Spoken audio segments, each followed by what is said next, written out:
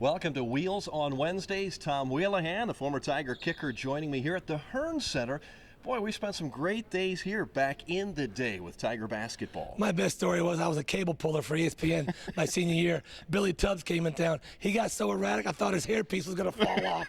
That place was rocking so loud. Billy Tubbs, what a great name from the past. You know, Norm Stewart has some great teams here, and this place was loud, and it was fun to be a part of. It's still the best building on campus. It is loud, it is round, rebound, people running to their seats.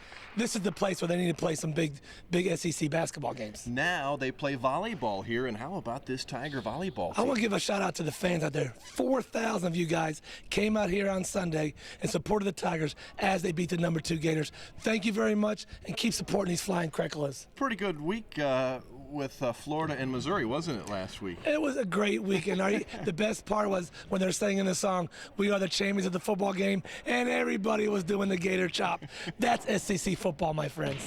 Tiger basketball in the news this week, probably not the way people would want to be in the news, but Frank Haith, that situation, he'll miss the first 5 games, suspended. Your thoughts on that situation? 2 words, it's over. It's taken 595 days, but it's over. It's behind us. He'll sit his 5 games and be done with it, and you know what? I'm glad it's done. It's not hanging over our heads anymore. That's exactly right. Tiger football this week as South Carolina comes to town.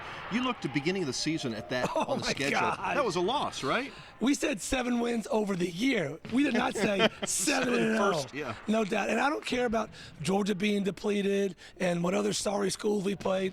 It's still SEC football. And you know what? The Gators have number 2 defense. They got shredded. Who knows if Clowney's going to play? Connor Shaw is hurt. A couple other players may not play.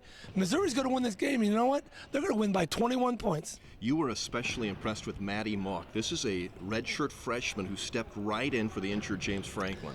Folks, you've seen the future, and the future wears number 7. James Franklin, I appreciate everything you've done for the school. It's just football, you know. If we go down to senior day, you go out there, you start for A&M, but this is Maddie Mock's team.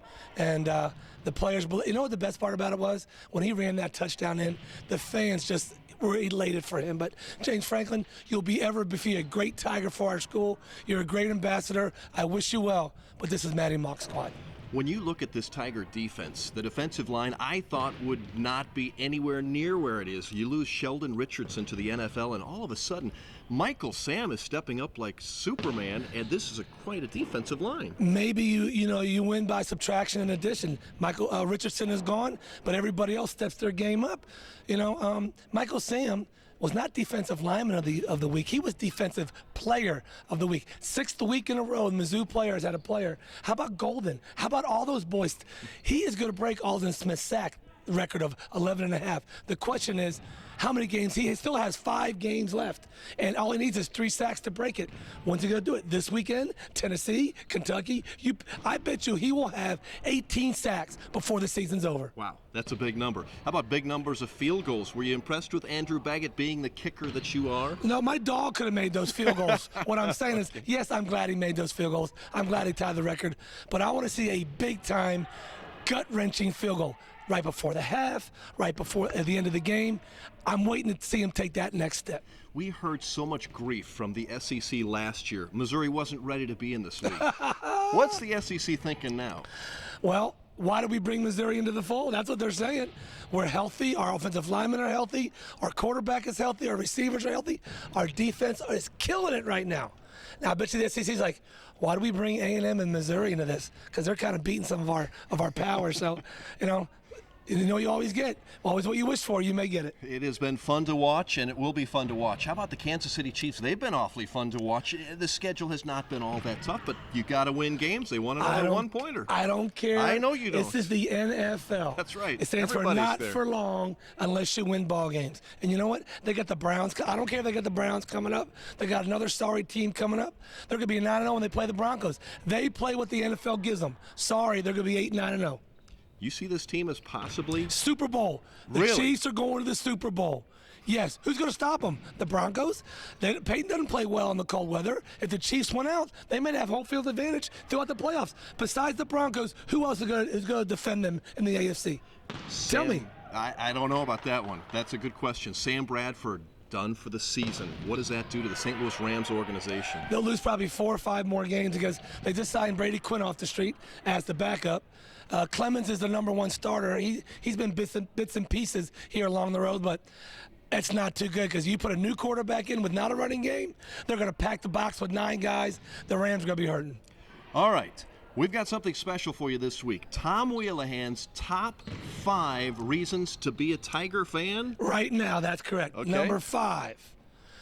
When is the last time the SEC even thought about bringing a team into the SEC that's kicked butt in their second year? Number 4, half of these fans now weren't even a twinkle in their parents' eye the last time Mizzou good in 1960. Number 3, hey, SEC, go kick some rocks, okay? How about them apples? Number 2, this is Matty Mock's team. I got a new nickname for him. Ball game, Matty Mock. That is your ball game. And number 1, why to be a Tigers fans? Because we are going to the SEC championship, baby, and we're going to be playing Auburn. You heard it. Auburn is going to take down Alabama in the Iron Bowl this year. We heard it all right here. And Tom, of course, we always have a question of the week. Last week was, it's been a long time since the Tigers had knocked off 2 ranked teams in a row in football.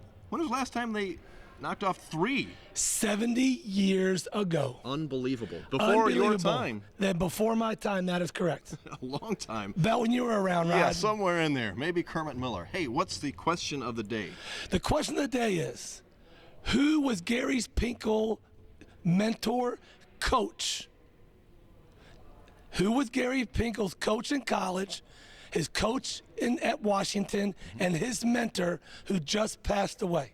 He was also my coach at the East-West Shrine game my senior year. Who is he?